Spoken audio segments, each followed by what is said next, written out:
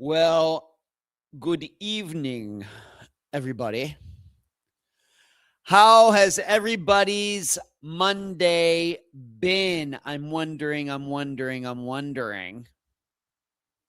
Mine has been pretty good, been very busy, working on stuff, mostly podcast and consulting related. I, of course, have a fantastic show, 2-hour show for all of you tonight. Not a 3-hour tour, it's a 2-hour show. I didn't even start working on it until today. I usually get started on the live shows on Saturday, usually. Saturday is when I usually start thinking, well, I got to talk about this and I got to talk about that. And then, of course, I want to look up I have to look up a particular disappearance that I want to analyze for all of you. Then I have to look at everything that's going on in Unfound, any recent news that I need to tell all of you about, on and on and on and on and on. I started none of that until today. So I went over to my favorite coffee shop over there in Bel Air Bluffs, and I was there for several hours putting this show together. Sitting there by the window. It's really nice. I love this coffee shop. Very comfortable. And it's not a chain, so it has it's very unique. Sitting there looking at my new to me red Mustang GT out there. I'm going to talk a little bit about the car here in a moment. And so I got this show done, the outline done over here to my right.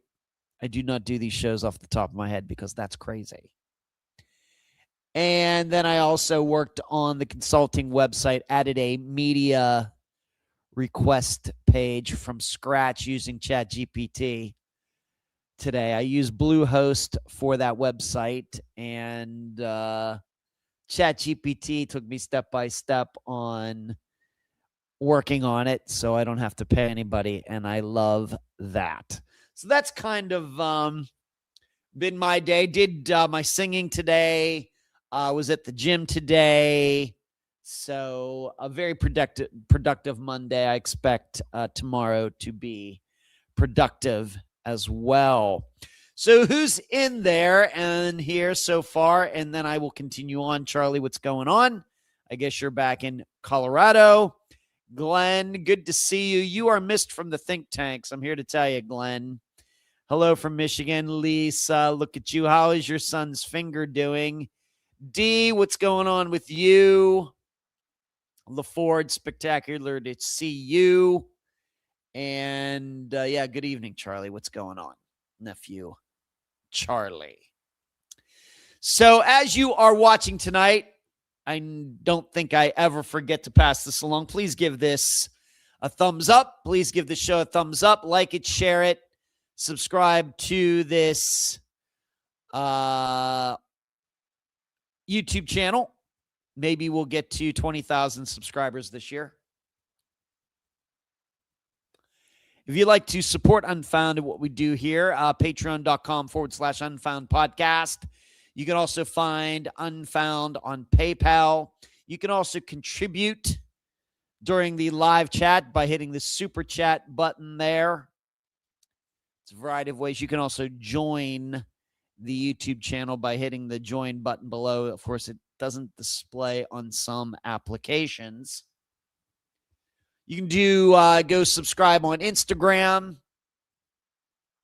And, of course, on Facebook, it has both the page and the discussion group.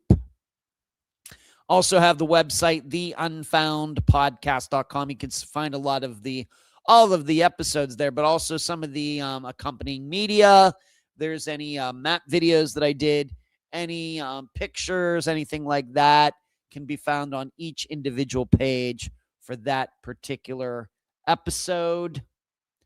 And then my new venture, missingpersonsconsulting.com. That is the website I was working on today for a few hours after I got the Unfound live outline done.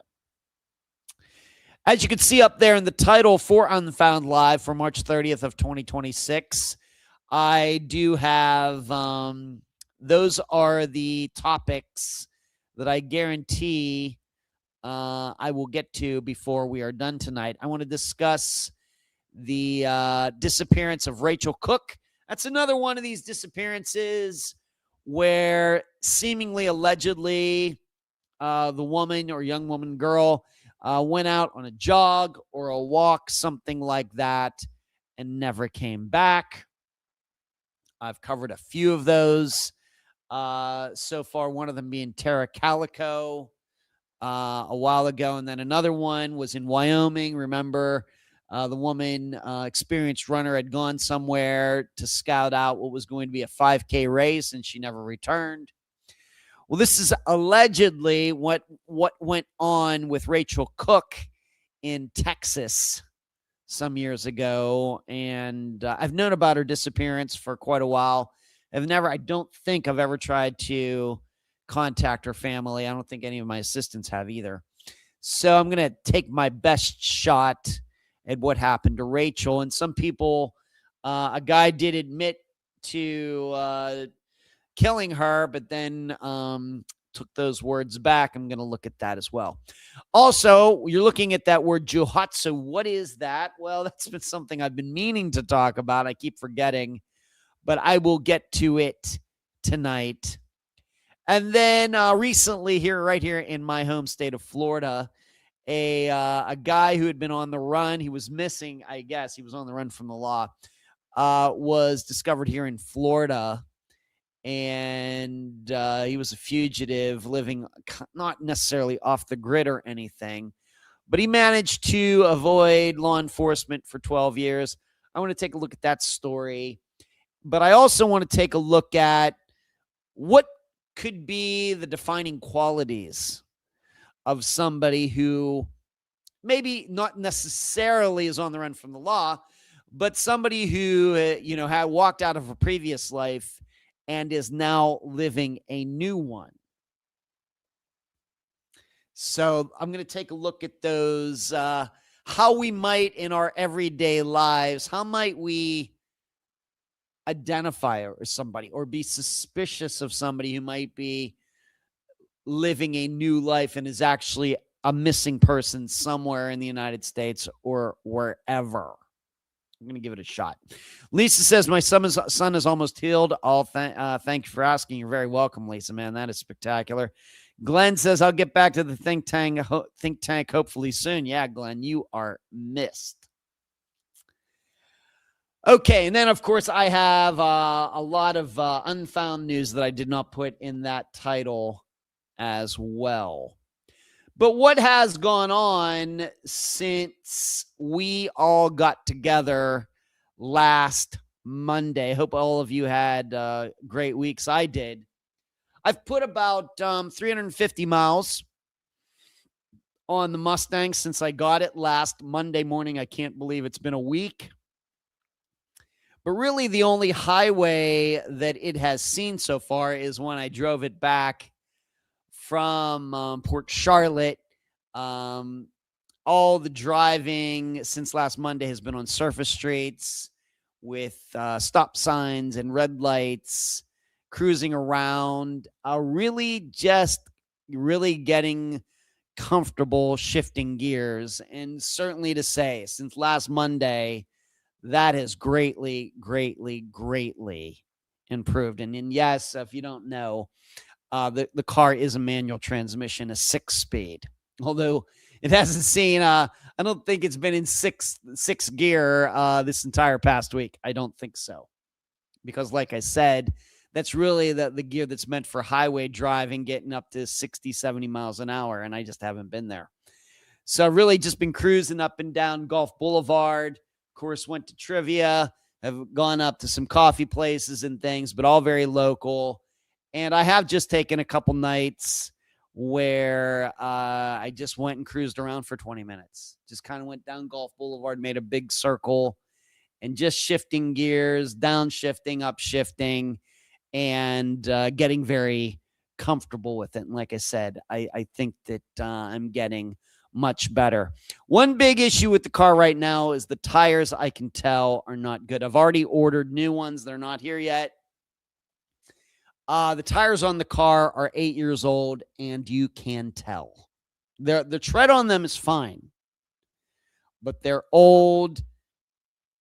And if you've ever wondered, well, what is the general limit on tires on vehicles, you go research that. It's like 6 years, whether you drive the car or not.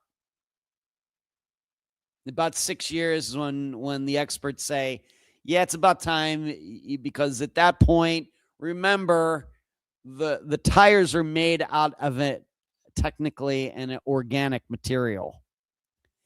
And they do deteriorate over time. Tires do dry rot. And these tires, I wouldn't necessarily say are dry rotted. I mean, they're holding air and they have tread, but they are squirrely. Because at this point, after 8 years, the tires start almost becoming like plastic. So that's one of the reasons, and I can even tell that driving it back last week. And so that's why I really just been taking my time, sticking to the surface straights. I don't think the engine itself has gone over 3,000 RPM more than a few times. So I'm just pulling out slow, going to the next gear, just cruising around, and I'm really, really enjoying it. But like I said, you can really tell that the car is a little squirrely because of those tires. So I'm not forcing the issue at this point. But so there's that. So I've ordered the tires. I am a Costco member, so I ordered them through Costco, and the tires are not cheap. They weren't the most expensive I could get from Michelin. They're like the next to most expensive that you can get. You have to. I mean, if it's a sports car, you have to. No use getting mud and snow tires if you're going to have a Mustang. But I didn't, like I said, the tires I could have gotten were like $370 a piece. I did not spend that much per tire. But so I got some Michelins, which were recommended, and they should be in within the next few days. And I will just let Costco change them out. But I also need one of the wheel sensors, tire sensors, is out. So I'm getting them all replaced. So it has the sensors that can tell you how much air is in each tire. One of those sensors is out. So I'm getting them all replaced. And so that's the first big thing that, it's kind of a safety issue. That's the first big thing that'll be done here shortly. Next thing, I went and priced out getting updated screen and GPS and everything installed. The car already has it has an electronics package that was state of the art in 2011 from Ford, and so it has a screen in the middle console, and it works. It works totally fine. I've messed around with everything, but wow, it is old. And so I automatically decided, yeah, we're getting that replaced. And because the Bluetooth, it's 2011 Bluetooth in a car. And I can't be dealing with that. So I'm going to get that replaced. Got that all priced out. No problem. Can be done in a couple hours. Already went over and talked to somebody about that over at Best Buy, and they can install it and everything there. He said, yeah, we've done several of these. So going to get that done. And then we will see what is done next. The hood has some bubbling on it, and I'd like to get wheels for it at some point. So we're going to have to figure out in what order I'm going to get some of these things done. But it is something. I will admit I've, been a little bit of a fanboy since getting this car last Monday. Just sitting there like today, it's sitting out there in the parking lot. I'm sitting there by the window, and I'm thinking, it was the only, there were several nice cars. There were Mercedes and BMWs in this parking lot, but it was the only car that was like a really brilliant color. Everything else was like silver or white or black or like light blue or something. It was only the only car in the parking lot that really had a color, a real, brilliance to it. But it's been fun. It has been really fun. And you can mess around with the interior lights. The interior lights, you can change them to different colors and everything. It has all these really things you wouldn't expect on a car like that being that old. But I really have not gone on it. It's really being babied. I did order spark plugs for it. It has 81,000 miles. I think they're the original spark plugs. Good thing is there are a lot of things you can do on this car by yourself. And so I'm excited about doing that. Hello, Mary. Hello, the cake. What's going on? So I'm going to change out the spark plugs on my own sometime soon because it surely needs it. And then with the new tires and everything, then we'll be able to test the limits at least a bit. And once the computer new screen and everything installed, I can go for a little trip, maybe for the day. These are all things that I am looking forward to. But I remind you, it's a 15-year-old car. Did not spend a lot of money on it, but the car looks way more expensive than it was, and that is always nice. And so the car is going very well. In fact, I texted the guy from the car lot, but down there in Port Charlotte today, and told him how, the car's been fantastic. And I knew it, the tires are going to need to be changed and everything, but I got the car at such a good price that, that falls, right within my budget. And so I can spend money on getting the proper tires for it. So it's all good. And Charlie, nephew Charlie, maybe hopefully one of these days, I don't know when that car's ever going to be in Colorado, but if you ever come down here to Florida again, we will go for a little spin. Of course, we'll get you some time behind the wheel as well. But it's cool. The car does go along with my personality. Haven't sold the Hyundai yet, though. It's sitting down in the parking lot. Have a couple people contact me, but no follow-ups yet. Moving on. And yes, I can't wait to get back to just one car because my insurance will go back down. Trivia last Wednesday was the playoffs. Ended up coming in third. My team did. Probably weren't going to win. Maybe we missed one, maybe a one or two questions or something. We still had a very good night. Still came in third place out of all the teams, but didn't win the season, didn't win the playoffs, but still a very, very strong appearance. Of course, I'm used to winning, the season and all this. And still, I was very thrilled being on this team with these people that who I've gotten to know. And I know they were ecstatic for being in the playoffs and even having a chance at winning the $100 in cash. The truth is we should have won the season. We should have won the regular season. And that just comes down to making better choices with those final questions, because I'll be honest, I really do think that we are the most knowledgeable team there. I really believe that. Overall, I think that's true. Just have to play a little smarter when it comes to betting points and things. But it's good. Next season starts on Wednesday, and I will be there. I talked to my brother Brian about he's going to be over there for I think the Artemis lift off over at Cape Canaveral, he and his wife in their RV. And I thought about driving over there in the car, but I'm not doing that on these tires. So I guess I'm going to miss that, and I'm a little upset. Moving on, the weight continues to be good. I actually woke up at 170.8 pounds today, but on Saturday morning, I woke up at 168.6 pounds. So the weight loss continues to go very well. but I really think that 167, 165 is probably where I'm going to end up. I think that's where I need to be, but I really am looking good.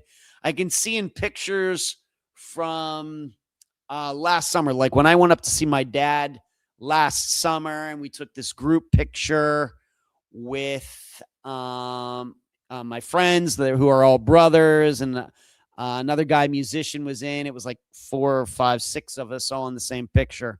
My face is so round compared to what it was, the way it is now. I look so much better now. It is crazy. It is really, really crazy. Why didn't all of you tell me I was getting fat? Why didn't you tell me this?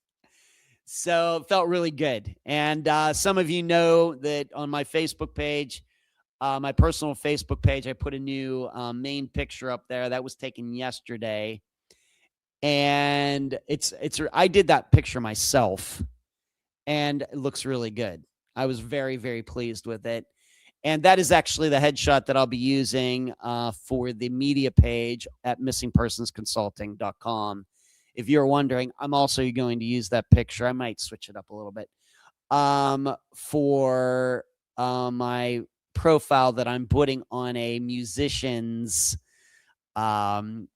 page called bandfinder.com. I now have a profile on there because I think I'm ready to start going on some auditions to maybe be in a band or something. So I'm also using that picture there for now. We'll see how that goes. I'm wondering, can I use the same picture for both media requests for the podcast and then for band? Probably not. Maybe that's a little weird. We'll see how that works out. But I love the picture, though. And I do feel much lighter on my feet. And so everything there is going really, really well. Hello, Mary. I hope everyone is having a great night. Mary says, Mary, I hope you're having a great night. Hello, the cake, LaFord. Thanks, LaFord. Awesome. Thank you, LaFord, for saying so. So that's what has gone on with me, what's gone on over the past week. And I should tell you also, combining trivia and car, I couldn't believe it, but all of my trivia teammates after trivia last Wednesday night, they were all wanted to see the car, and I took it out and showed it to them. I started it up and everything, and they took so much interest in it. I just could not believe it. They were so generous, so giving. Because I guess they felt they were like living through it too, because every week I'd show up at trivia and I'd be like, nope, don't have a car yet. Nope, don't have one yet. So it was like they were buying a car, but they went out and they gushed over it and everything. It kind of made my day, my week. They made me feel very special, and that was really cool. I can't thank them enough. All right, let's get started with tonight's true crime part for the next hour and 37 minutes. I do have to start here. Unfortunately, the event that I was invited to attend in May in Tennessee is now not happening. It's not just that I'm not invited anymore.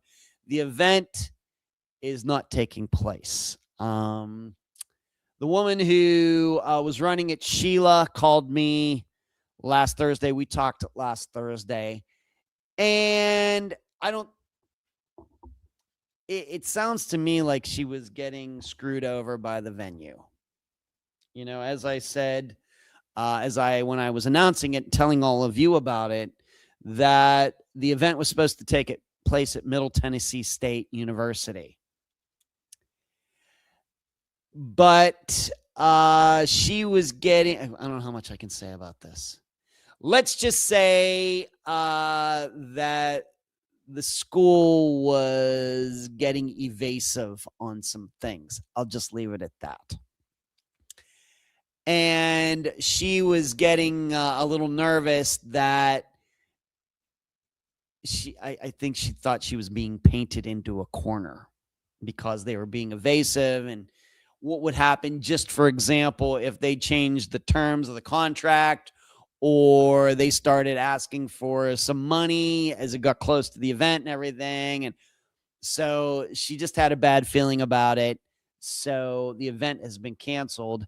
So I'm not sure what's going to happen. Very sad. I have to admit, I was interested in going. I don't know how excited I was. You know, it's a little bit into the future to start getting excited about something like this. And on top of the fact that I'm a homebody, and when it comes to, you know, I wouldn't say I have, what is it, whatever, claustrophobia, agoraphobia, or whatever it is. Certainly not. You put me in front of a bunch of people, I don't get nervous. You know, speaking to people as I've done at schools. Of course, I do this show every Monday, all of that. But when it comes to large public social events like that, sometimes emotionally they wear me out a little bit. But so I was interested in going. I wouldn't have said I was going to go. I wouldn't have accepted the invitation if I didn't intend on going. So I'm certainly let down, wanted to go, but I don't think I'm as let down as I would have been had we gotten like to a week before. And then it got canceled for whatever reason. Then I'm guessing I would have been like, you know, because of course, by that time I would start planning things out and how I was going to get to the airport and here in Tampa, and what, you know, having looked at the materials that she sent me, I would have done all my notes by that time. And I'm ready to fire away when it came to any discussions or anything. And I'd be excited about that. And I really hadn't gotten to do any of that yet. So a little disappointed. I wouldn't say necessarily let down or anything, but hopefully she can make it happen, I guess, somewhere else, sometime soon. But that, and if you're wondering what I'm talking about, the event was called Private Icon, and it had nothing to do with private eyes. But it was Private Space Icon, EYECON. And John Lorden, coincidentally, of course, working with him on Hadar Abu Shakra's disappearance, is the one who told me about it and put in a good word with Sheila, and she invited me to come, and I accepted. But it won't be happening now. And I know some of you had talked about, well, hey, Tennessee, that's not far from where I live. I'd like to go check it out. And I certainly would have been interested for us to meet. But that is not going to happen now. So I needed to start off with that in case any of you were thinking about going. And I had talked about it so many times, both in the episodes in the Unfound News part, and then also on this live show. In fact, I think I even posted a link to it in the discussion group on Facebook. Yeah, Dee was gone. She's back. Fishing. Hey, Ed, checking in late. That's all right, Fishing. I'm the only person who's not allowed to be late. Totally fine. So there's that. Now let's move on. Speaking of Hadar Abu Shakra, once again, John Lorden is going to do his coverage for Hadar's disappearance. He's going to show you some of the articles and other things that were written, I think, about Hadar's disappearance, some pictures and some other things. And John even told me that I don't know who it was, some website or some YouTube channel actually went to the 369 Main Street location where Hadar had his own personal car lot. And somebody somehow, did they get inside the building? But it's one of these YouTube channels. They go and check out abandoned buildings or abandoned mansions and things like that. I think some of it certainly is trespassing. That's their business, not mine. But somebody, I think, did a video going to 369 Main Street and talking about how this is where a guy disappeared. So I think John's going to have that.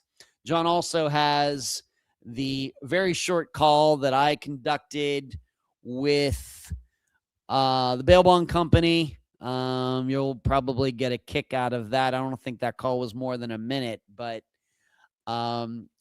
that's all I think you really need to get an idea of what's going on there. And when you hear it, you should know that the guy told me that he said he was going to call me back. He never called me back. So as you're listening to that, remember that. So John has his own plan of how he's going to do things, and I'm very excited about that. I'm thinking maybe we'll get together to do something, but if not, I mean, it's his show, so that's fine. But he's going to do his own coverage of Hadar's disappearance as well. And I will continue to stick by my idea that I voiced right before the interview played this past Friday, that I believe this disappearance has greatly been skewed. The interpretation of it, the perception of it has greatly been skewed by racism, by bigotry, by convenience, by greed, a lot of things put together. I really, really believe that.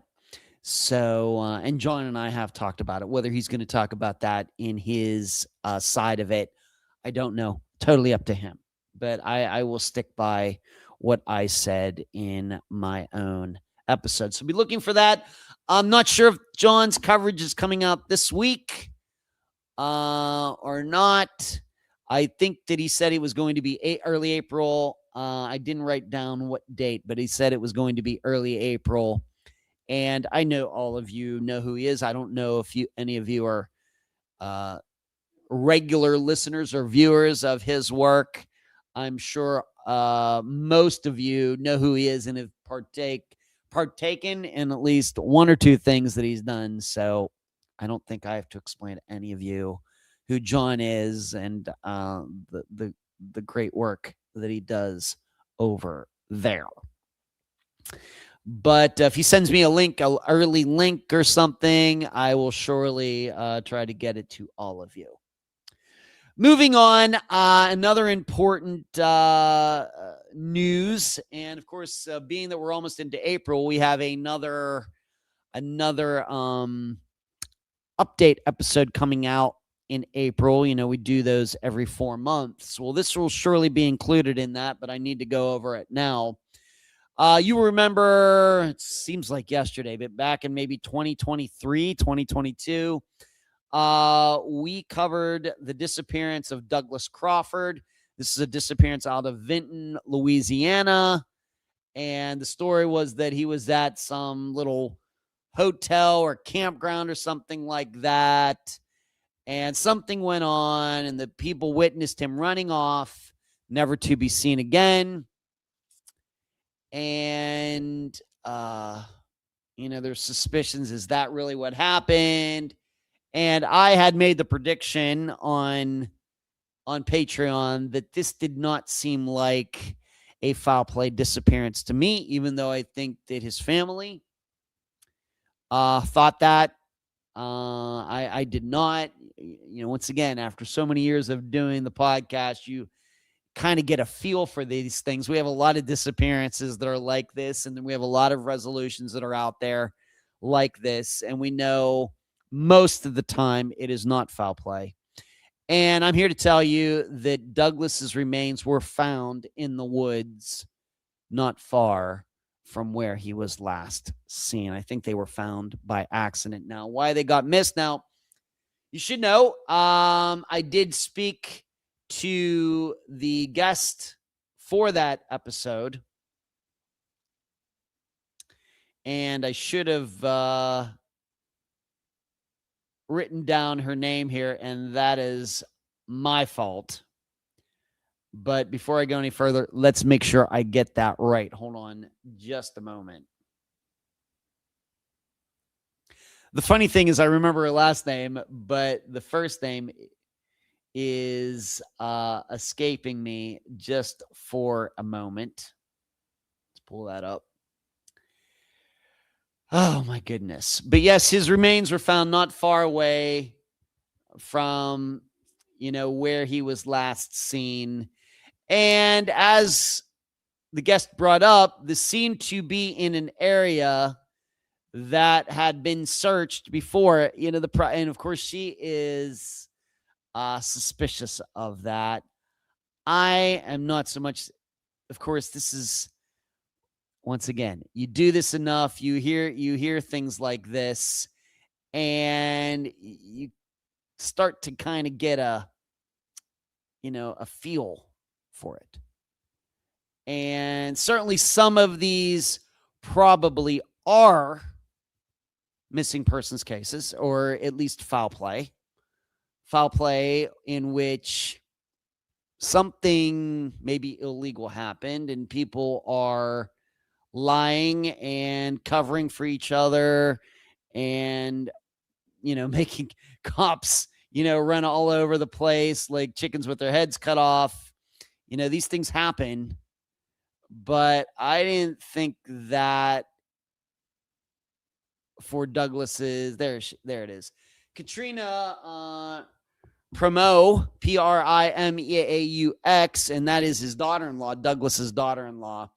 I did have back and forth with her on Gmail just a few days ago. And, she's wondering, well, that area was searched before and now he's found in that area.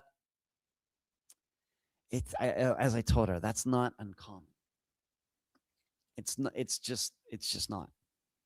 And of course, as you would suspect, a lot of people start thinking, well, the body was somewhere. And then, once the killer knew that area had been searched, they went and put the body in that area. That's like a Columbo thing. That's not a real life thing. If they had the body hidden somewhere and nobody was seeing it, there's no reason to move it from that location. You know what I mean? Why move it and risk getting caught moving it? It's probably safer just leave it where it was. And all this really did was prove that the body was found by accident. Why would somebody do that? Why would you move a body into an area where somebody might come upon it by accident? It's just not very likely. I know that it's the fuel for many, like I said, TV plots and everything else. In real life, I would not put a lot of money on that kind of idea or theory at all. So I will read what was written. It's not very long. Human remains found in the woods in Vinton belong to a man who has been missing for 5 years. So he went missing in 2021. And if you're wondering, Douglas's disappearance was episode 250. So we've done like 140 disappearances since then. Like I said, I don't know where the time goes. But continuing, Douglas Crawford's family has been searching for answers in his disappearance since March 20th, 2021, when the 66-year-old was last seen near US 90. Crawford's family believed he was dead, but they continued to seek closure after years without being able to lay his body to rest. And, Douglas had shady friends. He was in, he had his own issues and everything. And like I said, this is usually the way it goes. And I got another one of these predictions right. Once again, I don't mind being wrong. And certainly I was hoping that Douglas was still alive and he would have appeared alive to his family, and that would have been great. And I would have been happy to be wrong. Great. I can live with that. But I bring it up just to tell you that I got this one right. I continue to make this point. How many people out there in the true crime community, whether they cover unsolved disappearances or unexplained phenomenon or unsolved murders, actually make predictions and actually keep track of those predictions, and in an effort to build credibility about the work that they are doing, to show you, the public, the audience, whoever, that yes, we're just not somebody behind a microphone who is entertaining you for an hour, but we're actually trying to learn something here, and we're actually trying to be professional about it.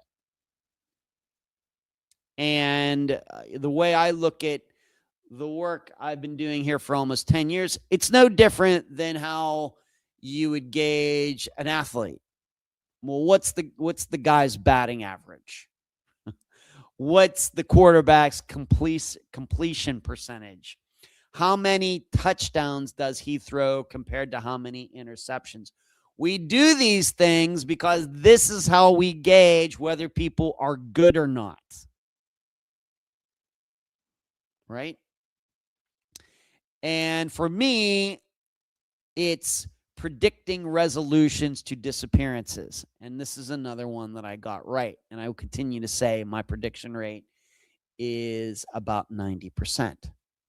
And I don't think anybody else in the true crime community anywhere does that. You have to wonder why.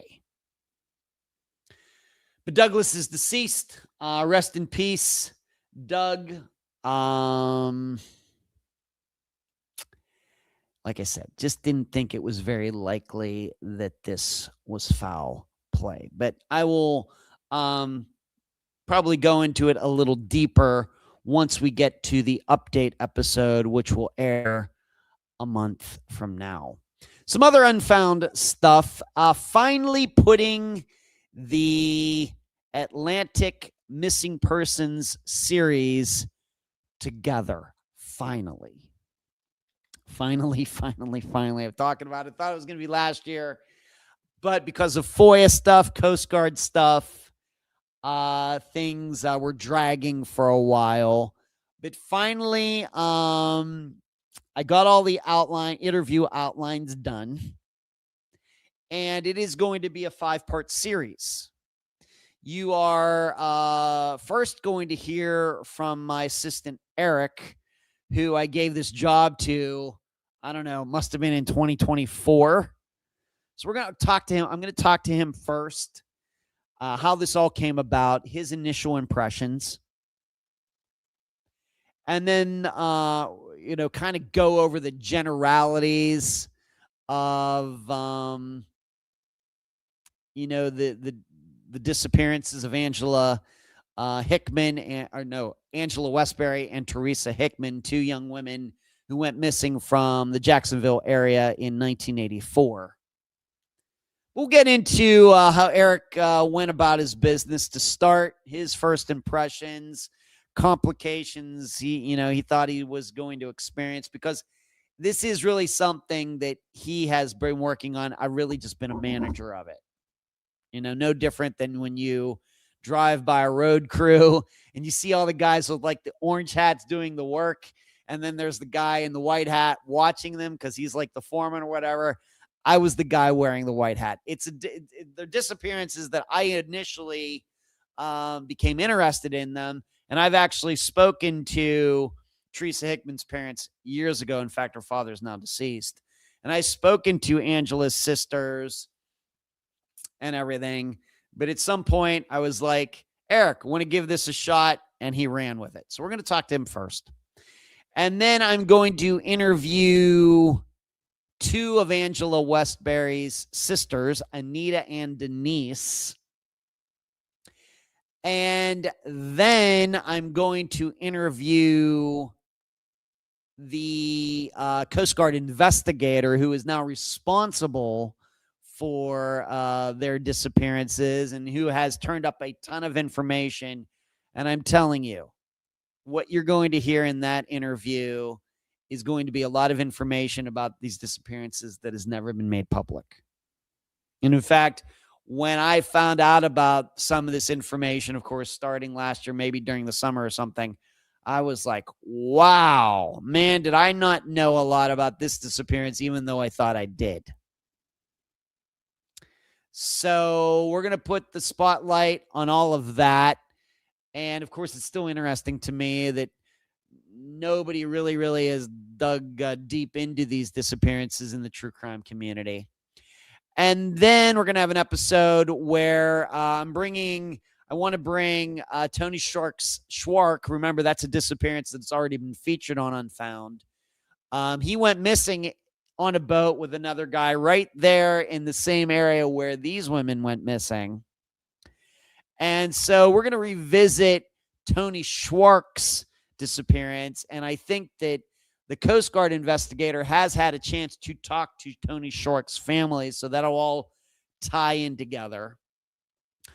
Also, the people who have been proven to be a little elusive in this is, like I said, years ago, I spoke to Teresa's parents, who even at that time were not young. Remember, she was Teresa Hickman in 1984 was around 21 years old. In fact, she'd already been in the military, and yes, we get into that.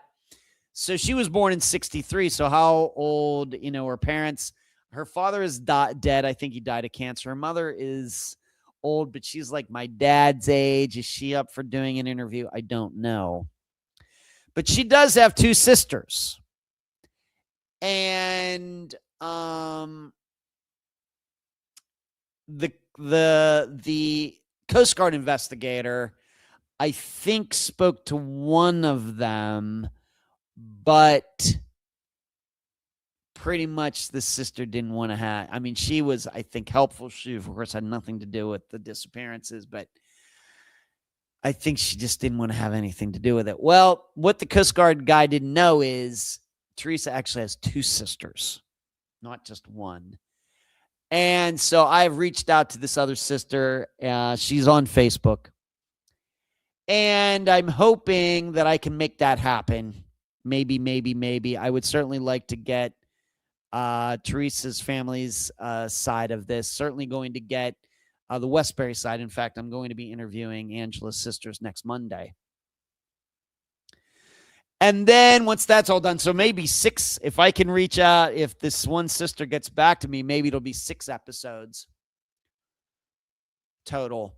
And then to finish it out, I'll have Eric back on to really discuss everything that was exposed, kind of had a round table.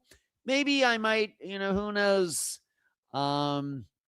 Maybe it might just not be me and Eric. I'll have to think about that. But I will have him at least back on to go over everything that was covered in the series. And, where did things go wrong? Where, of course, I've already mapped it out. I've already sent the outlines to Eric. So that is coming. I've been talking about it for a long time. It's going to happen. I would say probably the first episode, the end of April. I realized that we have an update episode. Maybe it'll be like a double start. Maybe that last Friday of April will be both the update episode and the first episode of the series. Maybe something like that. I like to do weird things like that once in a while. So that is coming. And it's really centered around the disappearances of Angela Westbury and Teresa Hickman. But I think Eric and our discussion will also get into, I actually went on to NamUs a couple days ago and got a list of many people who went missing over there on the Atlantic side of Florida in between 1980 and 1986. And at least some of those disappearances surely have to do with drug running. And I am inclined to believe that Angela and Teresa's disappearances also have to do with drug trafficking. But that'll all get talked about in the series. So be looking for that. Finally happy to get that out. And you should know, I've been talking to Angela Westbury's sisters since like 2017 or 2018, somewhere in there. So it's been a long time coming for me. A long time coming. But I think in the end, it's going to be very, very worth the wait. And a lot of people are going to be mentioned publicly who have never been mentioned publicly before. So there's a lot to cover. But you can start looking at the generalities of their disappearances up on NamUs, the Charlie Project, and elsewhere. Moving on, of course, it's the end of the month. I just posted the newest Unfound Now episode, and I combined the recent disappearance of this guy from the Air Force guy who went missing in New Mexico. I combined his disappearance with a woman he knew who went missing last summer in California on a hike. Her name was Monica Reza, R-E-Z-A, and I put their disappearances into one Unfound Now episode. Of course, that is for the public. You can check that out after this live show is done. And for all of you YouTube and Patreon supporters, the newest Found episode is now available, Disappearance to Discovery. And that is the disappearance and discovery of Theodore Conrad, a guy who in 1969 took off with a bunch of cash from his bank where he worked, and then to his discovery here fairly recently. So be checking that on Patreon. And you have the link right there. And also for all of you YouTube supporters who have hit the join button below, you also surely have been alerted that there's something waiting for you. Also, the Found episode. And also, as I mentioned last week, and so I can't forget this will get this all out of the way, and I can move on to everything that's in the title for tonight's episode. Dr. Telesco and I are getting together on Thursday at 7 p.m. Eastern on her YouTube channel. It's not her YouTube channel. It's the Fischler College of Education and School of Criminal Justice YouTube channel. She and I are getting together along with her assistant and her students from her classes, criminal justice majors. And we are going to go over the disappearance of Nancy Guthrie. This was Dr. T wanted to do this. I said, no problem. Of course, I've already done an hour-long episode, a special edition episode that came out a few weeks ago on a Saturday for all of you, where it was the everything you need to know about the disappearance of Nancy Guthrie, but are afraid to ask. All of you, I think, probably by this time have listened to that. I picked out 5 major points that I thought were important to understanding her disappearance. If you're watching any of the coverage, that's how I handled that episode. I anticipate the outline, at least that I sent Dr. Telesco a few days ago, is kind of the same thing. I'm hoping that she and I can have a very good discussion about it, and of course be taking questions and all of that. So once again, what is that, 3 days from now at 7 p.m. Eastern, the good doctor and I will be getting together. So D, I'm not sure we're going to be able to do anything on Thursday night unless you want to push it back to like 9 o'clock or something Eastern time. I certainly would be up for that. I know you're in the chat if you want to do that. And I know that you watch the Dr. T show when I'm on there as well. So we could certainly just run one right into the other. You let me know what you want to do, D. All right, let's get to the stuff in the title of tonight's episode. And I'm just going to start with Rachel Cooke, the disappearance of Rachel Cooke with an E on the end, Cooke. And by now, all of you know, you want to go hump day. Can't do hump day, D, because Wednesdays are now trivia. In fact, that's one of the reasons eventually this show got moved to Mondays, because we changed trivia days to Wednesdays. So Wednesday evenings, no good, D. Sorry about that. Sorry.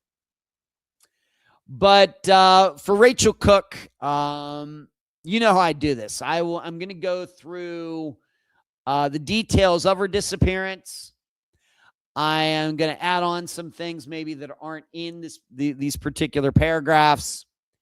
And then I'm going to go over questions that I would ask if I were to ever speak to Rachel's family or friends about her disappearance. I've not done that. I know that I haven't ever reached out to her family. I don't think anybody connected to Unfound has ever done that. But if I were to talk to somebody in there, in her family, the questions that I would ask, questions that would come to mind.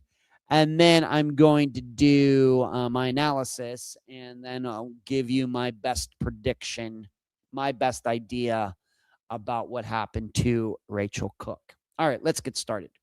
Rachel Cooke was visiting her parents' home in the North Lake subdivision of Georgetown, Texas, in early 2002. In fact, she went missing on January 10th of 2002. So we're looking at a disappearance that is over 24 years old, which is actually about the average age of an unfound disappearance. She was on winter vacation from her school at San Diego Mesa College in San Diego, California. So she's there. She's of college age. She's at school. She then comes home back to Texas for Christmas break when she goes missing. She was last seen by her family at 8 a.m. on January 10th of 2002. When her mother left for work, she was still asleep at this time on the couch. So it seems that I think her parents were still married. It seems, I guess, that her father went to work, then her mother went to work, and Rachel was home alone. Once again, though, she is an adult. She is of college age. She's not like a 10-year-old. And her mother says that when she left for work, Rachel was sleeping on the couch. It is believed, and I'm going to come back to this, but this is how it's written here. This is actually from the Charlie Project. Rachel departed from her family's residence for her daily 4-mile run during the morning hours that day, sometime after her mother left, allegedly. Once again, I'm going to come back to that. She is believed to have started her run at approximately 9:30 a.m. She was last seen between 11 a.m. and 11:30 a.m. near Neches Trail, which is just 100 to 200 yards from her family's residence. I'm certainly going to come back to that. She never returned to the residence and has not been heard from again. She was missed at 3 p.m. that day when her father came home to take her shopping and could not find her. So she's the only one at home, and nobody realizes she is missing until her father comes home at 3 o'clock.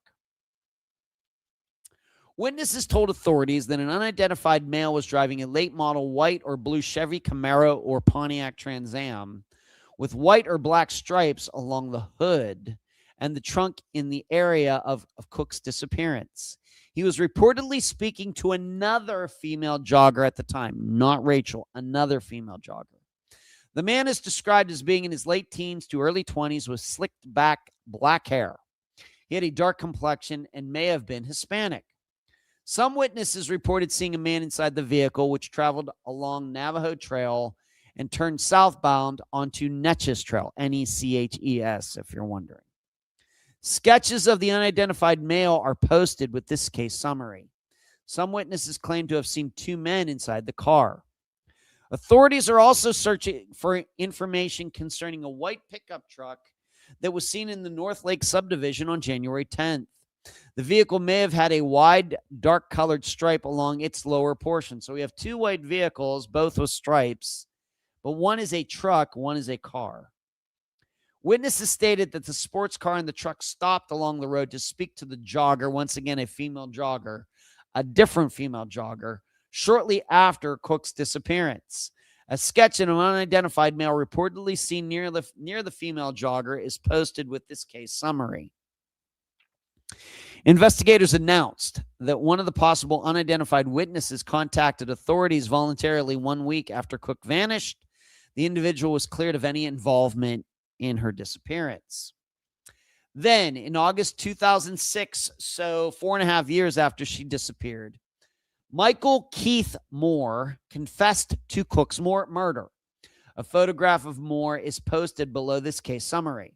He stated he attacked Cooke while she was jogging, knocked her unconscious, drove her somewhere, and raped her.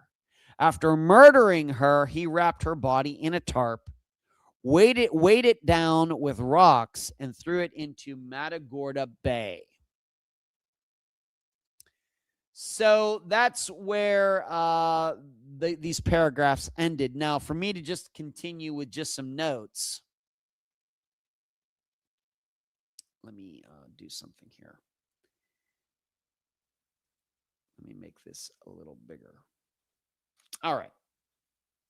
Now, you should know, though, when he said Michael Keith Moore, not Michael Moore, of course, the filmmaker, but Michael Moore eventually reneged on that deal. He claimed that he was going to plead guilty to killing Rachel Cooke.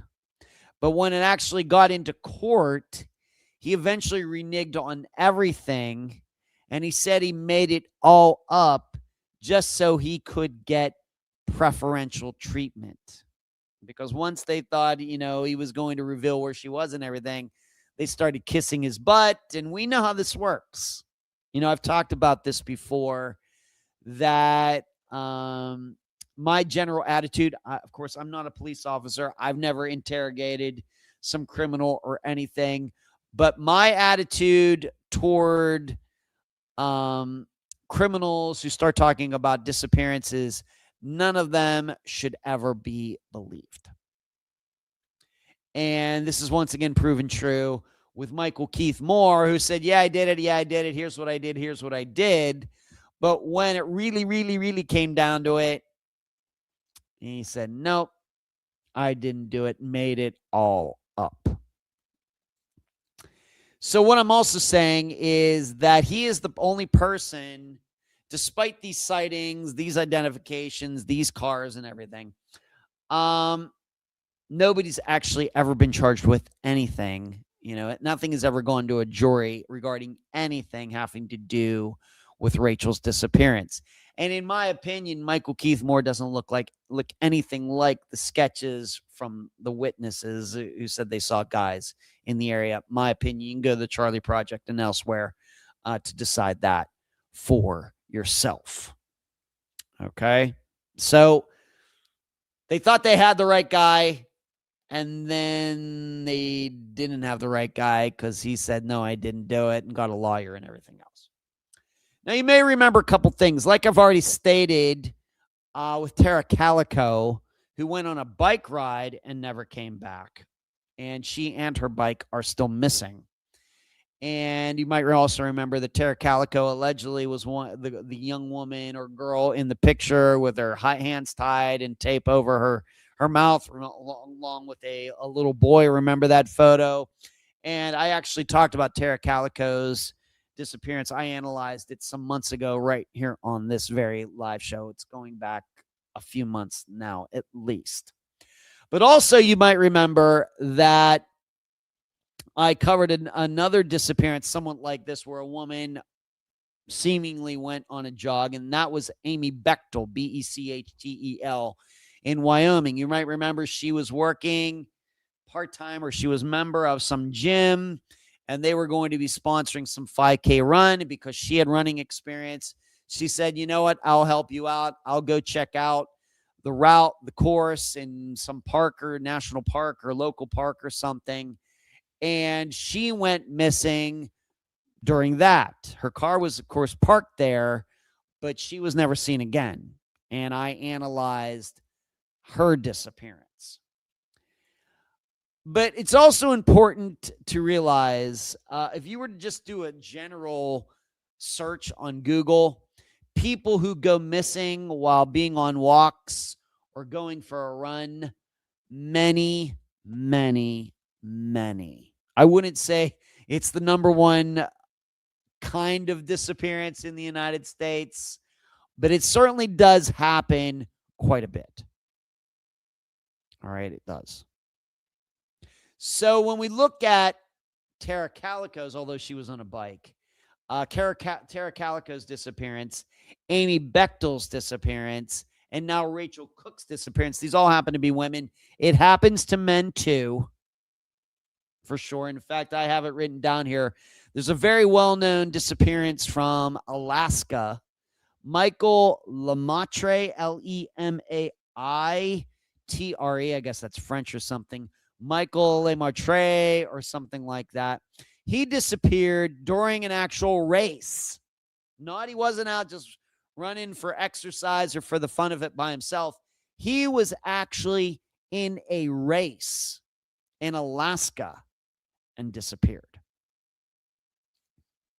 So there was, people along the route. I'm not saying it was like the Boston Marathon or anything with people lining the whole route or like they do for the Olympics, but there were certainly people there watching these people run, and he still went missing on the run route somewhere.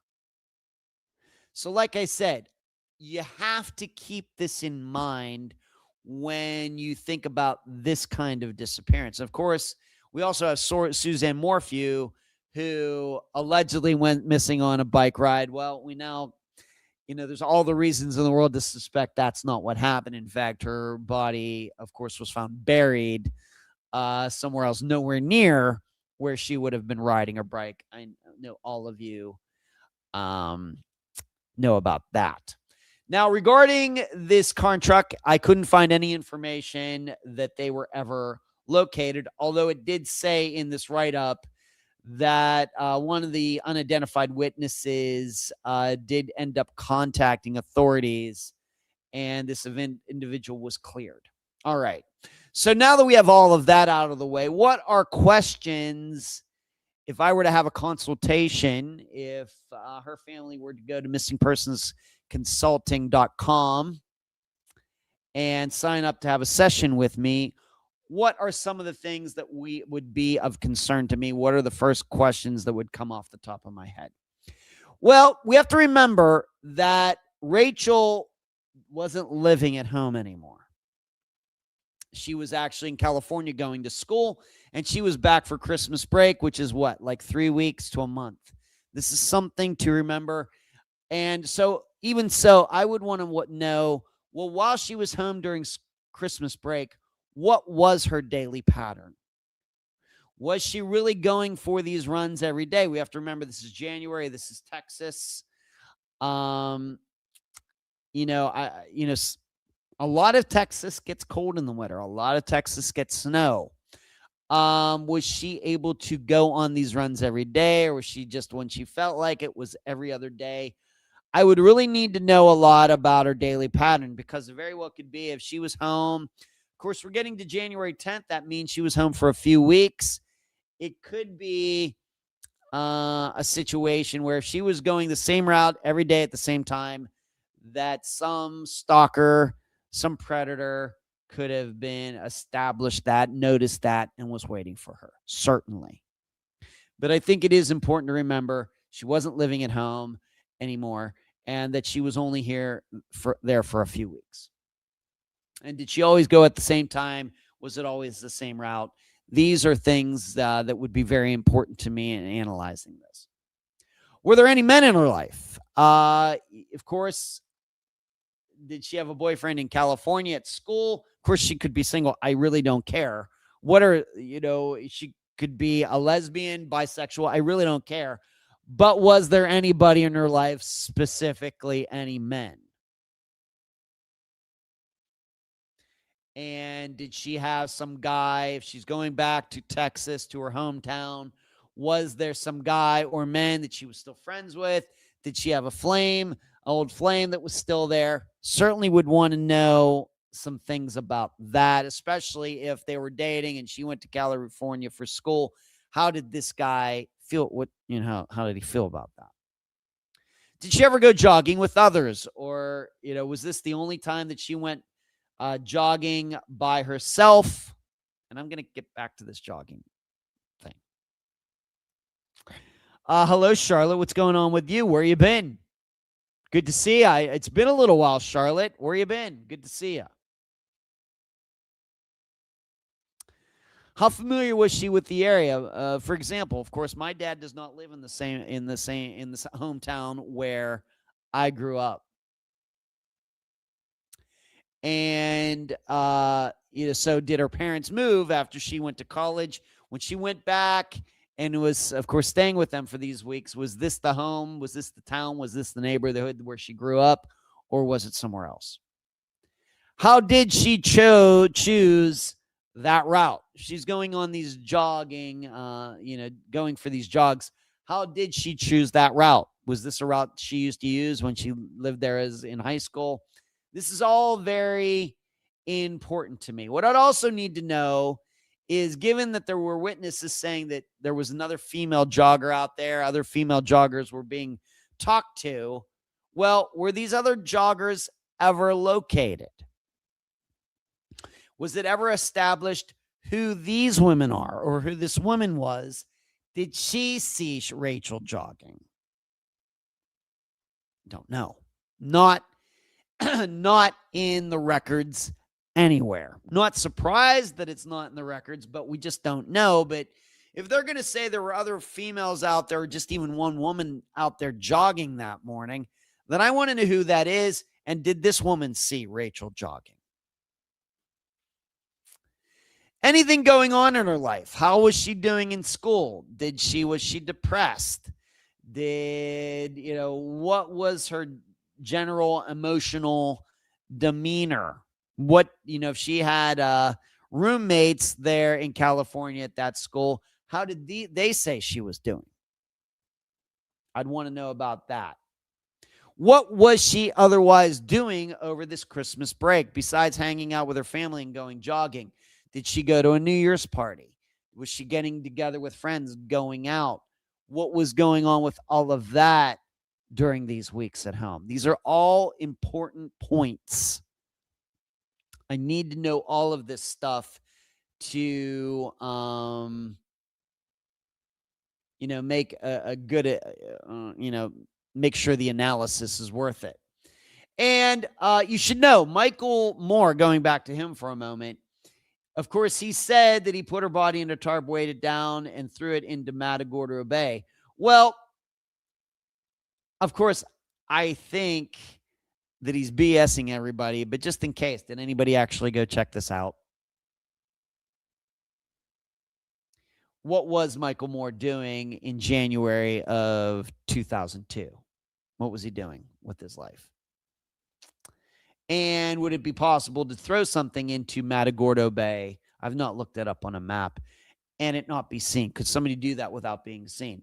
Could that be done? And would the body actually stay down?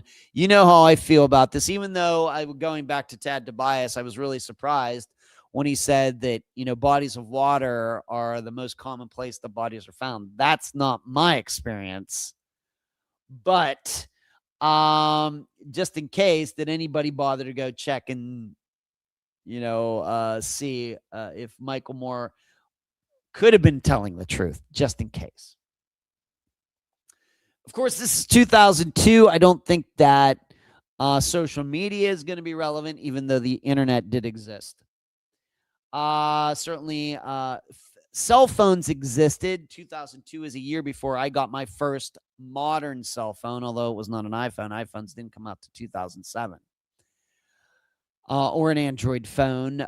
But so I'm guessing maybe she didn't have a cell phone, but that's something that I would have to ask just to establish that.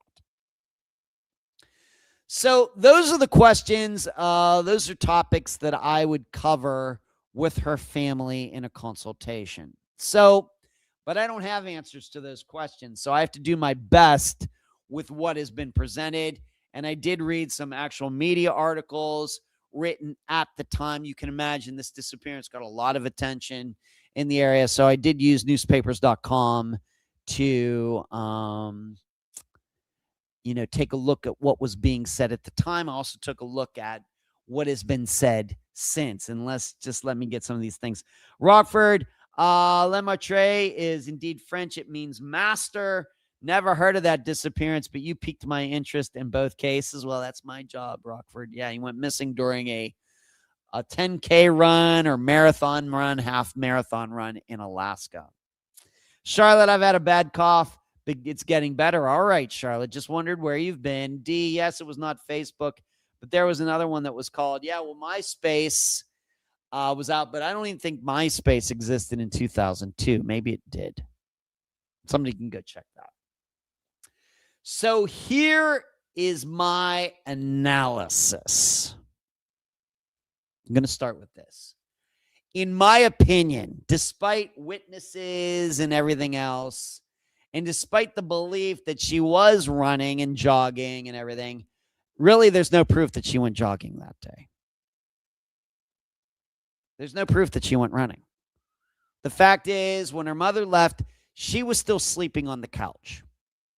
In addition, we know how unreliable eyewitnesses are.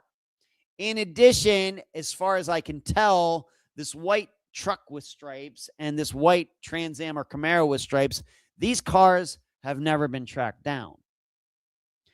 And certainly, by the time that any of these witnesses or whoever were tracked down and whatever they were saying, we cannot even be sure if they really did see Rachel, it was even the right day.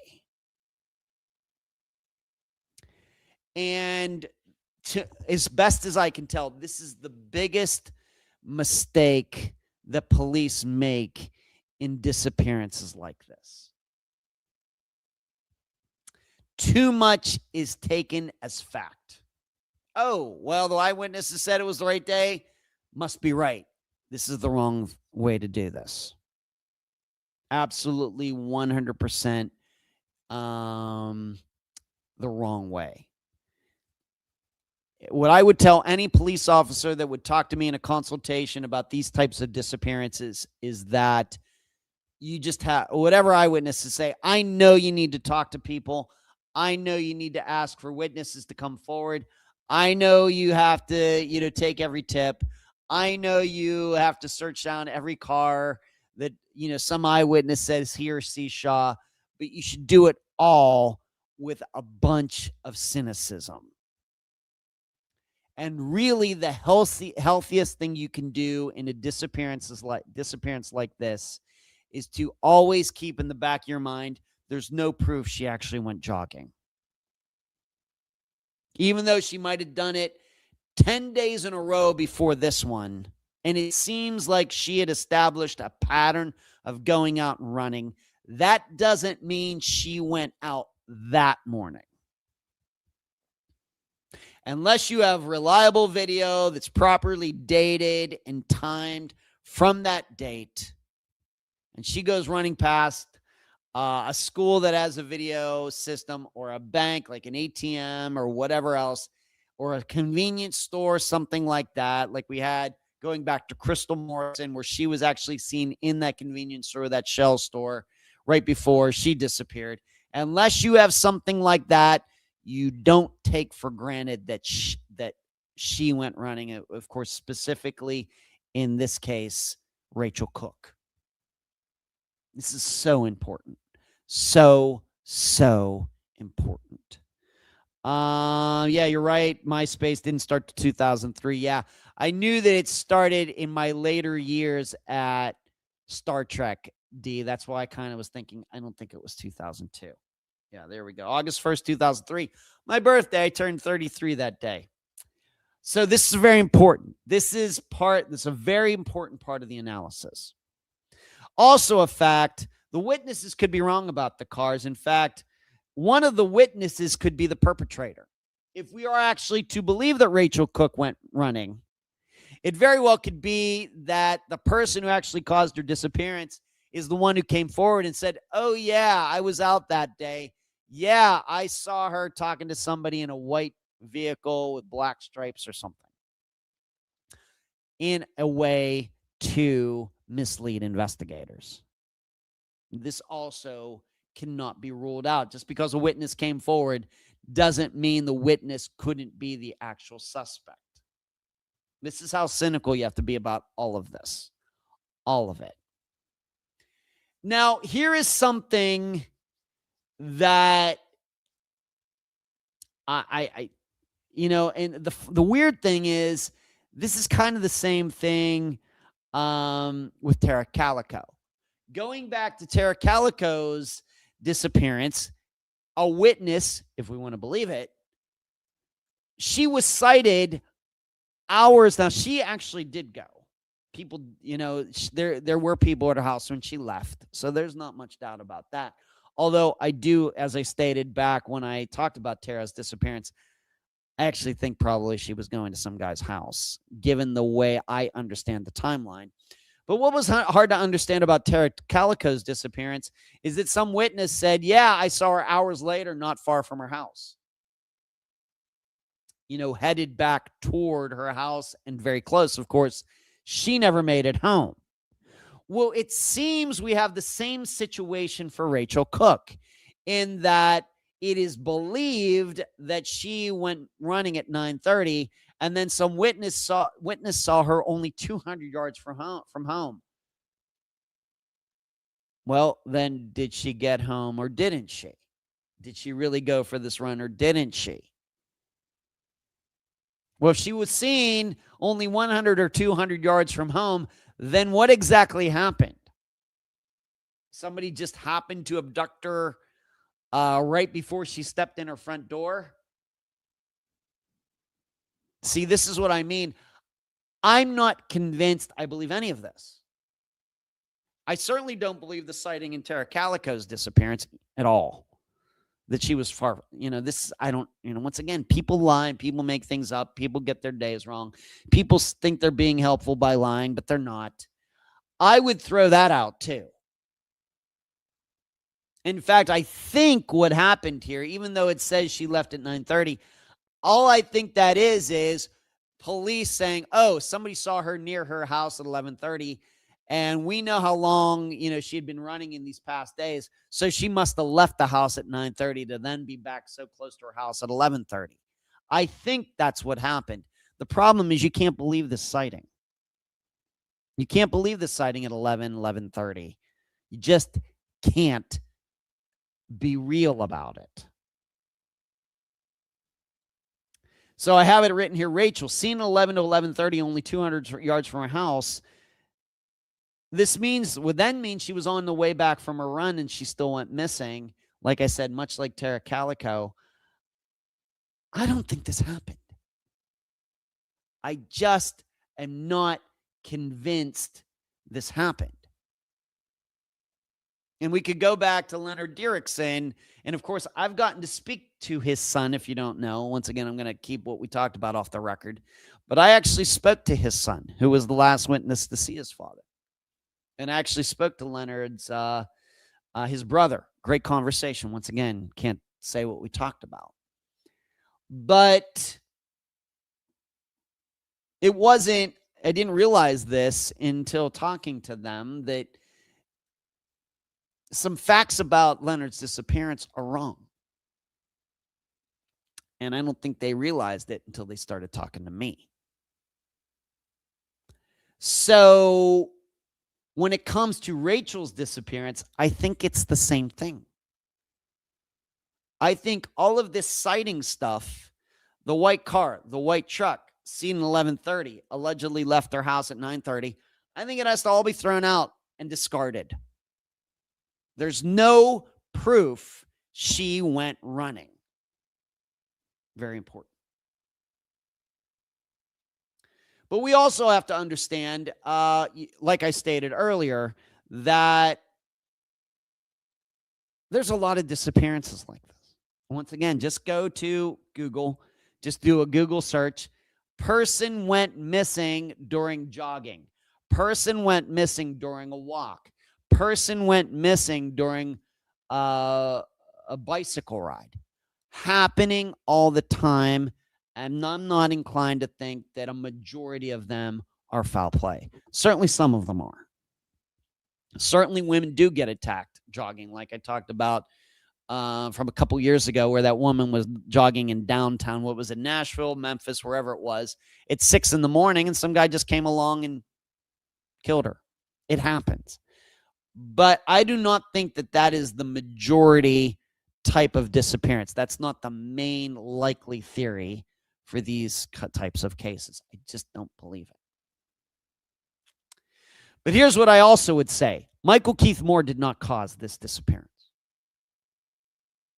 I wouldn't bet my life on it. I wouldn't bet my net worth on it. I wouldn't bet my new Mustang on it. But I am 95% certain that he did not cause Rachel Cooke's disappearance. As I've said many times, when it comes to disappearances and people start talking about, yeah, I did it, yeah, I did it, yeah, I did it, I automatically think, yeah, that person didn't do it. Because we have many disappearances where we almost certainly know circumstantially that a guy did it, mainly in disappearances of girlfriends and wives, and they never admit to anything. So, to go back over this again, this is a very common type of disappearance. Most of the time, in my opinion, it is not foul play. A majority of the time. In addition, Michael Keith Moore did not cause this disappearance.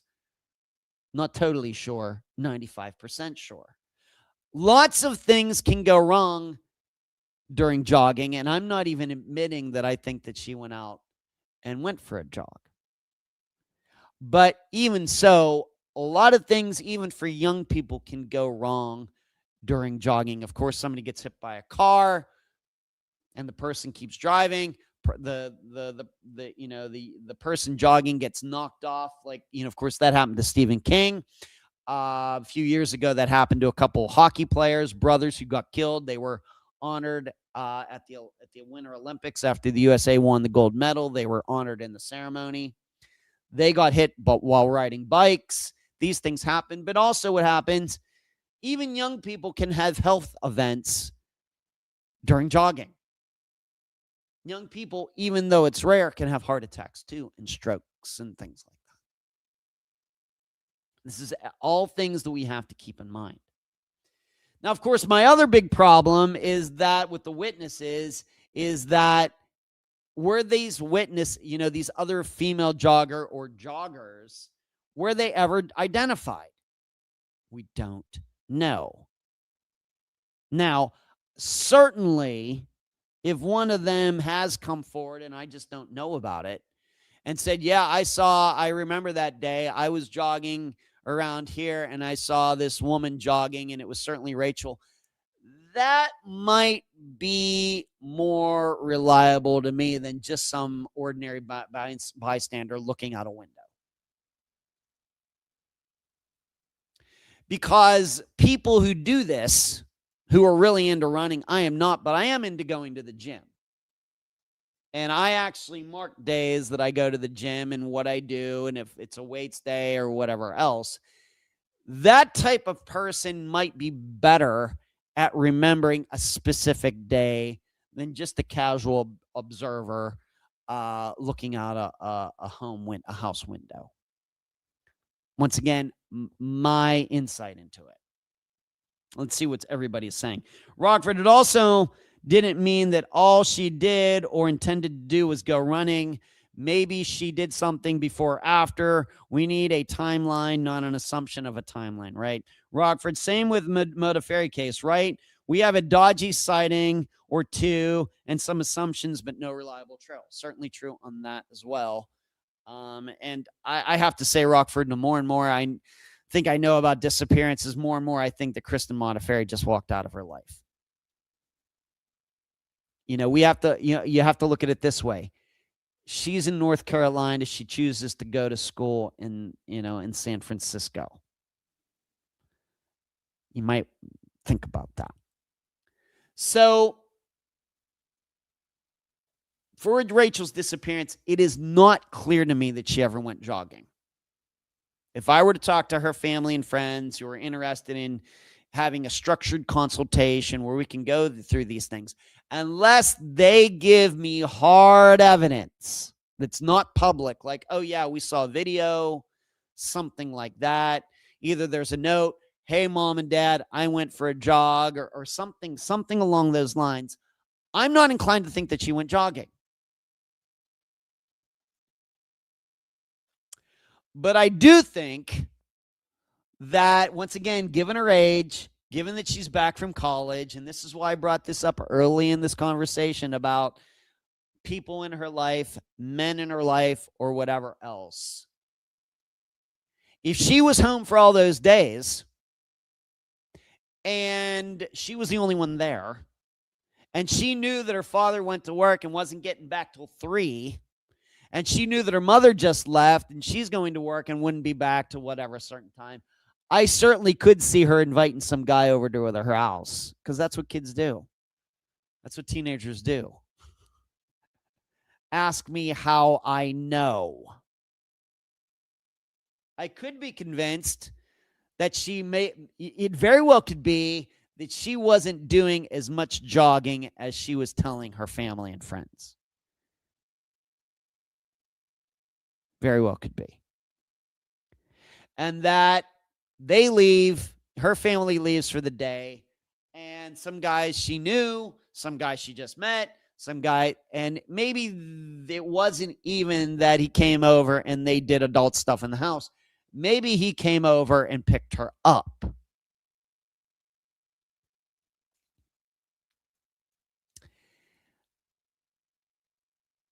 So what I'm saying here is, I'm not convinced. If Rachel Cooke's family's out there, they can contact me, unfoundpodcast@gmail.com, or your MP consultant at gmail.com. If they'd like to talk to me about all this, we can do that in a consultation. And if they think that I'm way off and say, oh, yeah, we have proof that she went jogging, well, what kind of proof do you have? And I don't want to hear about witnesses. Don't tell me, well, somebody saw her jogging. I don't want to hear it.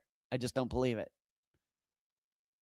I'm not going to do it. It's just not. I've learned that lesson the hard way. I aspired to be right about these things. And so the way I've gotten to 90% accuracy is being cynical about what people tell me about eyewitness sightings. That's how you get to 90%. You know how you get to 30%? By believing everybody says about all the witnesses and everything. If you want to have a low percentage, believe everything that everybody says. You want to get to 90%, you have to be cynical about what everybody says. So there, I said it. Even though it's believed that she went missing while jogging, I don't believe that. It might have been the story she was telling family and friends. Oh, yeah, I wasn't at home because I was jogging. She probably wasn't at home because of something else. Because that's what, once again, I'd want it. Once again, I think that if I knew her better, well, why was she jogging? Was she on the track team? Did she do it for exercise? Was she a cross-country runner in high school? How long had she been jogging? On and on and on and on and on. What kind of equipment did you have? What kind of shoes did she have? Maybe she was just making it look good. Kids do that because they want to do things that they know their parents won't like. Now, if she were 35 and said she was going jogging, and then it might be yes, especially if she's fit. We know, of course, at 20, it's much easier to keep fit than at 35. But if you're going to tell me it's a man at 35, 40 years old, she or he looks fit, is in some running groups on Facebook, is a member of some meetup and gets together, and actually the guy or woman actually looks like a runner, then I believe that person's a runner. But any 20-year-old can look like he or she is a runner and not actually be running. So if you want to go check out Rachel's disappearance for yourselves, whether you have a newspapers.com account, on the Charlie Project, on NamUs, maybe there's been some YouTube channels and some podcasts that have actually covered her disappearance. When you go back and read that information or listen or watch, do it through the eyes of, she probably really didn't go jogging. And I think that if you do that, you're going to find that this disappearance suddenly becomes easier to understand. Even though I do admit there are people who actually do go missing while jogging or riding a bike or walking or whatever else. But in a case like this, where nobody was actually at her house to see her leave, then I have to be open to the idea that she really didn't go. So that is the disappearance of Rachel Cooke, Cooke. She went missing in Texas on January 10th of 2002. And certainly if you knew Rachel or anything like that, this is Georgetown, Texas, by the way, to remind all of you. If you knew Rachel, you're in her family, please contact me. Your MP consultant at gmail.com. All right, let's move on to this. This fugitive who got caught right here in St. Petersburg, Florida, being that I have about 25 minutes left. All right, and they got this, I guess, on body cam from a cop and everything. It's spectacular. A fugitive caught, so it's like a disappearance, but this will give me an opportunity to go through these qualities that a fugitive might have. A man who detectives say spent more than a decade on the run is now behind bars after being found living quietly in St. Petersburg, Florida, under a fake name. What we know, investigators with the Pinellas County Sheriff's Office. Pinellas County is where I live. I see the sheriff's vehicles all the time. In fact, it was a deputy with the sheriff's office that pulled me over for speeding allegedly back at the beginning of November when I was coming back from that RV trip with my brothers. The Pinellas County Sheriff's Office located Joseph Davis earlier this month and arrested him. Davis had been hiding out in Pinellas County in plain sight, going by the name Mark Brown, according to what he told investigators when they arrested him.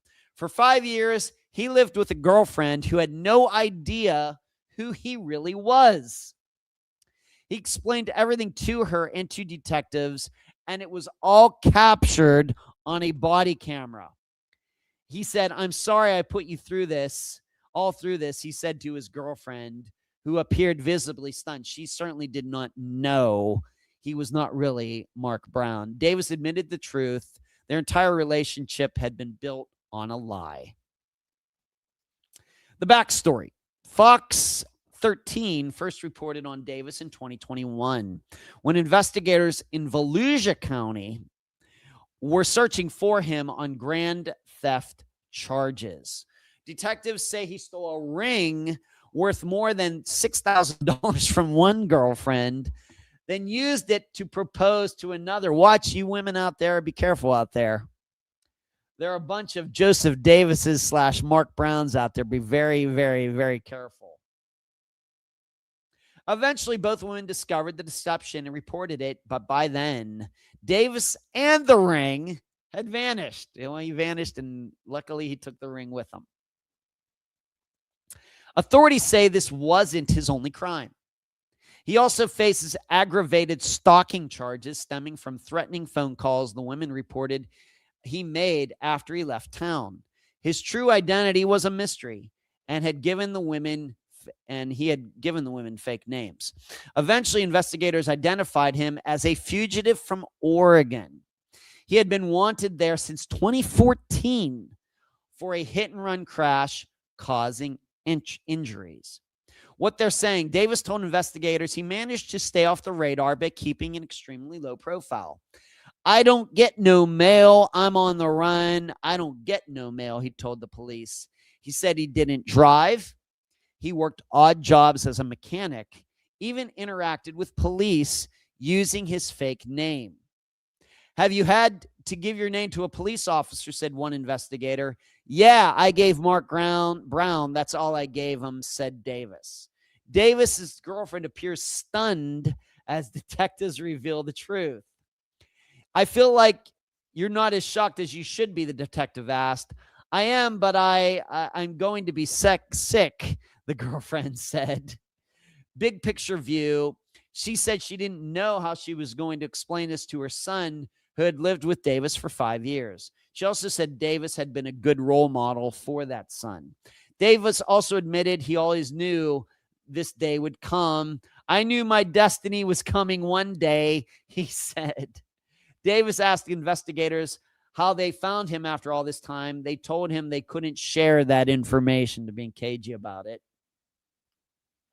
What's next? Davis is no longer in Pinellas County. Good riddance. He was taken to Volusia County Jail, where he will face charges tied to the theft case. The sheriff's office there said the victims have now been notified of his arrest. Davis declined an interview with Fox 13 while in custody in Pinellas County. So he's in the jail. A reporter tried to interview him. He said, nah, I'm not doing that. So what can we learn about him? Of course, we also know about Robert Hoagland, who kind of followed the same pattern. Of course, he wasn't a criminal, but kind of the same thing, lying low. So what are the signs that we should be looking for in our lives if there are people around us who we think might be actually fugitives or actually missing people? Because I think it was established, going back to Robert Hoagland, it's obvious that there were people around him who didn't know that he was a missing person, that he had left his previous life. But they certainly understood that something was up about all of this. And certainly they looked the other way. You know, maybe if they had just been a little curious about Robert Hoagland, they would have just had to scratch the surface to find out who he really was. But there were certainly people looking the other way or going out of their way to help Robert continue this ruse, even though I'm not saying they knew that he was on the run or anything, but you know, they certainly let him get away with things. Let's put it this way, with explanations maybe that they should have taken a little more interest in. So what are the signs? Let's just go through them. Nebulous about their pasts. Work, but only want to be paid in cash. No ID. Or if they do have an ID, they're giving their name as John Smith, but the ID says Mark Davis or something like that. What he was going by, Mark Brown. That certainly should be a tip-off, even though it has that person's picture on it. The person keeps giving out a different name. Another sign would be the person doesn't own anything. Of course, doesn't have a car. Maybe is living in a furnished apartment. None of the furniture is his. Nothing. Of course, that's the way I live. Most of the stuff was here when I moved in, but of course, I own a car, other stuff. And certainly, my history can be traced the whole way back to Leechburg, Pennsylvania. Another sign might be seems to know about stuff that doesn't go along with the person's story. Let's say that the guy is like a delivery guy, but he certainly seems to know a lot about being an electricity, you know, wiring things. Or he certainly seems to know a lot about, you know, construction, or even though he's not doing that work. So once again, seems to know about stuff, but he's not involved in that stuff. That should be a tip-off. You know, he just can't help talking about other lines of work, even though he's not doing that line of work now. No old pictures. You know, never shows any pictures of family, friends, when he was in high school, nothing like that. Seems to have nothing like that. No talk of family, or if he does talk of family, they're either all dead or, you know, the people around him never see that family. You know, he doesn't ever seem to be exchanging texts with them. never seems to be on the phone with them. No flying. Of course, with flying, you need an ID. You know the person for a long time, but says he wants to go places, she wants to go travel places, but won't get on a plane. That might be a sign. Also, yes, the person buys things, maybe goes to the grocery store and pays cash and everything, but never buys anything online. Almost everybody these days buys at least one thing online. That person never buys anything online. And then also, the person really doesn't seem to have, a bank account, doesn't have even a debit card. Just like I said, when he's doing odd jobs or she's doing odd jobs, once paid in cash or some sort of money order that can be brought to like a, one of these places that does check cashing or money order cashing. Of course, they take a percentage of it. The person prefers to get paid and doesn't get his entire paycheck instead of actually getting the full paycheck and being able to put it in the bank or something. This person's willing to give away a percentage of his check just to go to a payday place or whatever they call these places. These are probably some pretty good signs that this person is a missing person, is on the run, is living a new life. Pretty good signs, at least here in the United States. Now, these standards might be different in Mexico, different in South America, maybe in Europe. But here in the United States, these are some of the things that would catch my attention. If I were around somebody, of course, I'm not, being that I work from home, I work on this podcast by myself. I don't work in an office. I don't work, necessarily part of a team where I'm rubbing shoulders with the same people every day. Maybe people are leaving that job. Other people are coming in. That's not what I do. I guess I did do that when I worked, some jobs in Las Vegas. But since I moved to Florida, that's not the last 15 years. That's not been my life. So it'd be hard for me to tell. Even with the people who I've disc golfed with, I've gotten to know a lot of people, both men and women, disc golfing. Once again, it's not really the same thing because I haven't been doing any disc golf lately, been concentrating on some other things. I'll eventually get back into it when the timing is right. But, the last few months have been all about me losing weight and getting healthy that way and going to the gym and getting exercise that way. But, even with disc golf, I only see these people at most once a week or every once a month at a tournament or something. Certainly not well enough to get to know their everyday habits and is there anything weird about their social lives and how they treat their money, their work, and what they own and everything. Certainly don't know any of those people. Maybe a couple of them, like my buddy Cameron, maybe a couple of my buddy Dana. But for the most part, I just don't know people in the disc golf community like that.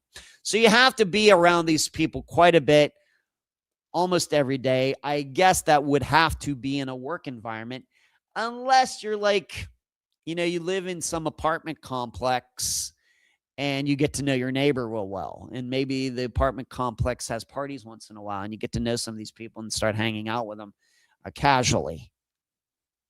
But I think that's a pretty good list right there. And certainly this guy, Joe Davis, Mark Brown, whatever you want to call him, he falls into some of these categories. And certainly Robert Hoagland falls into some of these categories as well. As some of you know who are YouTube or Patreon supporters, I do the Found series. I've been doing that for a few years now. Some of those people certainly fall into some of these categories. People who left their lives on purpose and eventually got discovered. Some of them after they were dead, some of them while they were still alive. So there you go. Fugitive signs, that's what that meant in the title of this episode. So I want to finish out with Johatsu. Do you know what this is? I only recently saw an article on this, and certainly I need to tell you about it. Johatsu, at least that's how you say it in English, Johatsu. Johatsu refers to people in Japan who purposely vanish from their established lives without a trace. Did you know about this? This phenomenon can be seen all over the world, such as the United States, news to me, China, South Korea, the United Kingdom, and Germany. The background. It has been theorized that Japan's harsh work culture, in combination with the lack of familia and community support, has contributed to the prevalence of Johatsu in Japan. Furthermore, quitting a company is seen as shameful in Japanese culture. Suicide, working to death, karoshi, and becoming Johatsu are thus potential outcomes. It can also spare the family the high costs that can be associated with suicide, debts, cleanup fees, and disruption of service fees in the context of platform jumpers. Similar societal pressures have been theorized to contribute to the prevalence of hikikomori and a relatively high suicide rate. People become Johatsu for a number of reasons, including depression, addiction, sexual impropriety, and desire for isolation. Sometimes it is used to escape domestic violence, gambling debt, religious cults, stalkers, employers, and difficult family situations.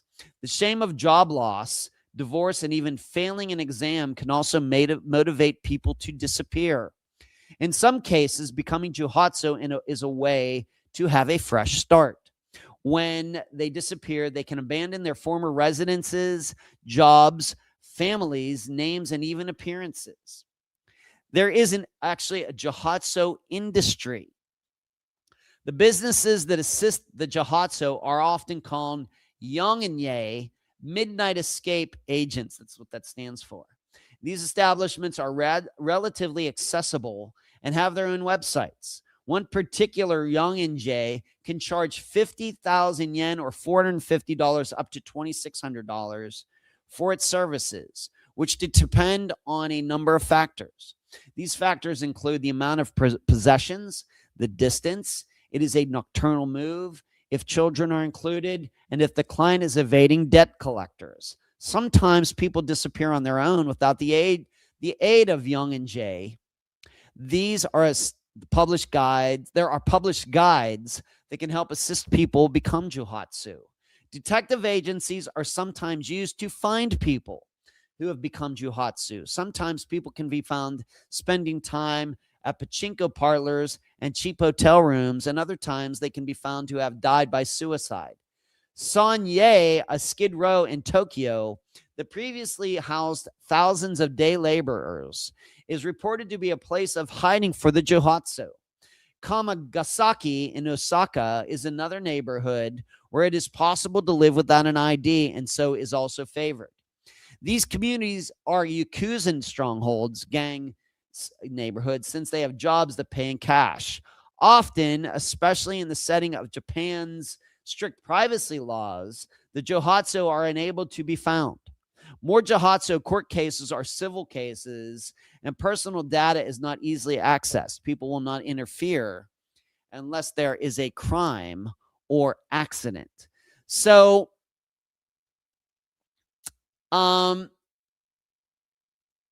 this is something that exists. There are businesses in Japan that will actually help people disappear. Certainly people do go missing. Certainly people do go out of their lives. Certainly people do leave their families and friends because of depression and everything else. And certainly there are some, charities who help maybe abused women, leave their men and hide them out. And certainly, but actually businesses in the United States, even though the United States gets included in this article early on, that is news to me. That is really news to think that there are people out there being paid to help people disappear in the way that we normally understand the word disappeared the scene. And it should be known, I was reading somewhere else, this all came off of Wikipedia, that the the success of this is not very high. I think that people who try to do this and everything, it's like an 80% failure rate, that they are eventually tracked down one way or the other. Of course, in Japan, it might be easier given that, of course, Japan's not that large. It's an island. Where are these people going to go? In the United States,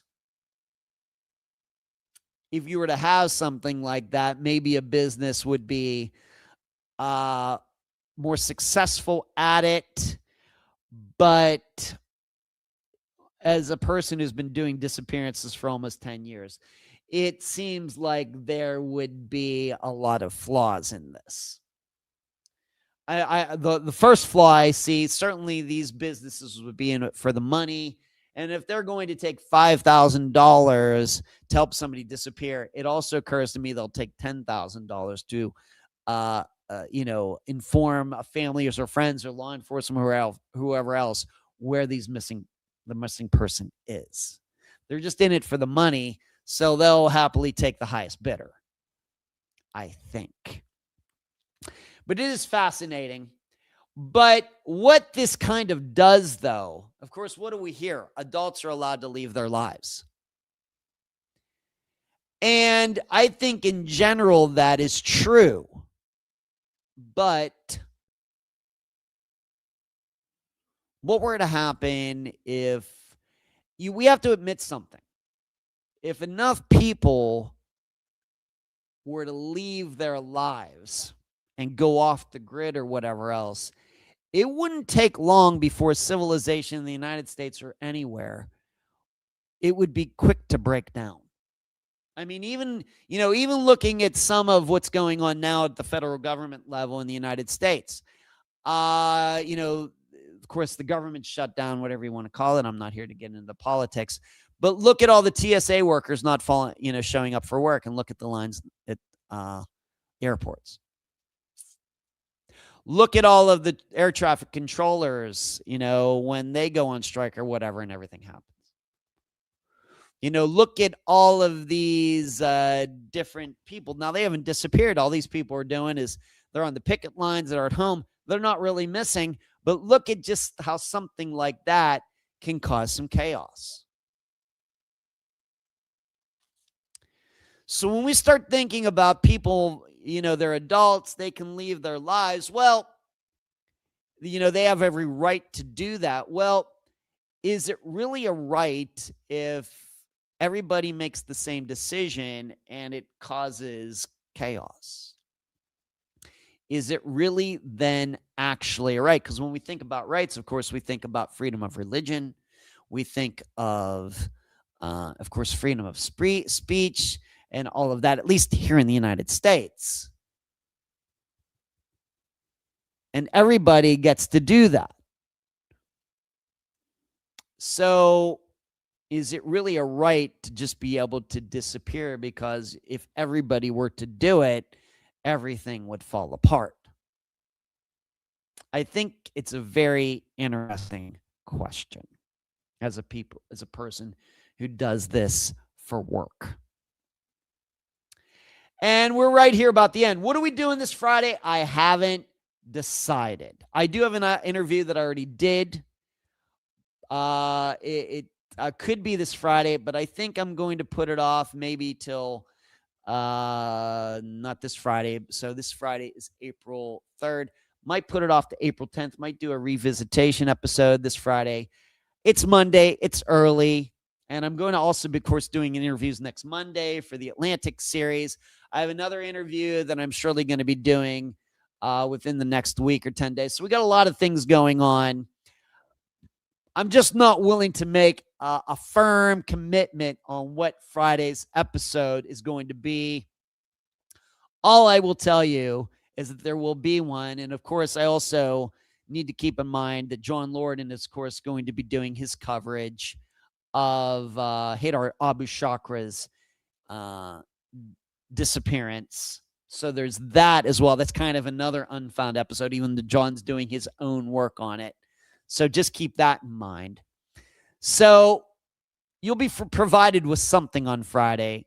I just have time to think about it. Anything else going on? All I want to do is remind you, of course, Wednesday or Thursday, 7 p.m. Eastern, me and the doctor getting together again.